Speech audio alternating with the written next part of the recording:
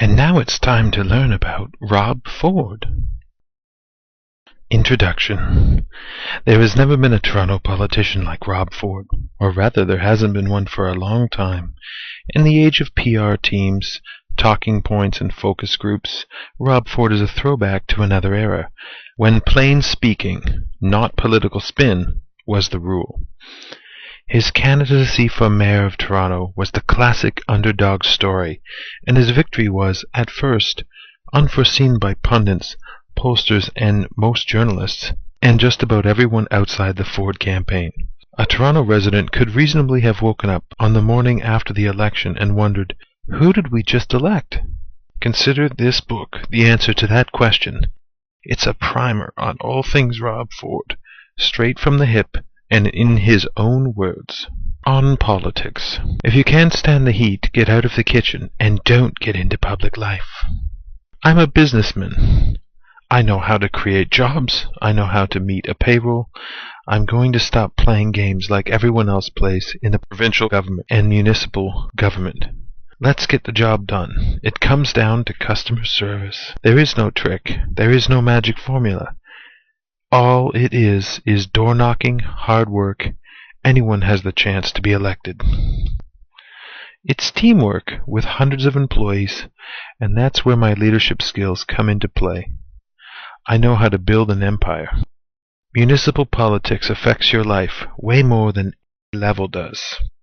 I'm just focused on my message and making sure I deliver the message as directly as possible. People at least know that my message is crystal clear on taxes and taxpayers.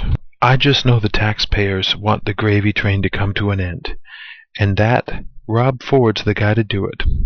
I'm going to put an end to the wasteful spending and, stop the gravy train and... Sorry, I'm being distracted. And that's pretty well it. We're going to stop the wasteful spending and not have $12,000 retirement parties. And all the nonsense that's been going on for 7 years. Anyways, I gotta let you go here and, I can't talk to you right now. I'm on a very tight schedule, so I hate to be rude. But I've got to let you go and we can chat another time. Really nice talking to you. All the best. Bye-bye. I like Heritage as much as the next person, but can we afford to hand out $230,000 in Heritage grants right now? No, we can't. A grant, by the way, is free money. We're spending $3 million, Hydro is, and we're making $3,000 a year, and they're saying we're making money. Do the math. It takes 1,000 years to break even. This is the definition of insanity, but this is the city council that we're dealing with. On the solar panel installation at the CNE.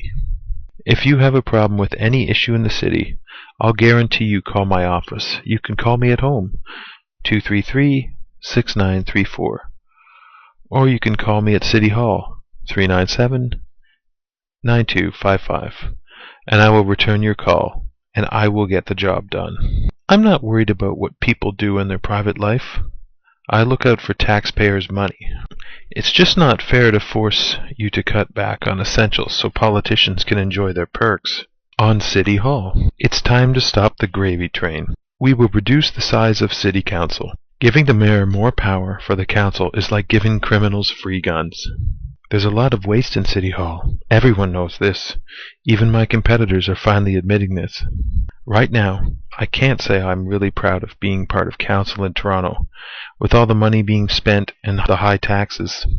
I wouldn't trust them, fellow councillors, as far as I could throw them. I've put on parties. We all have parties. I don't go out and rent bunny suits and Dalmatian suits, and stilt walking on expenses submitted by fellow councillors.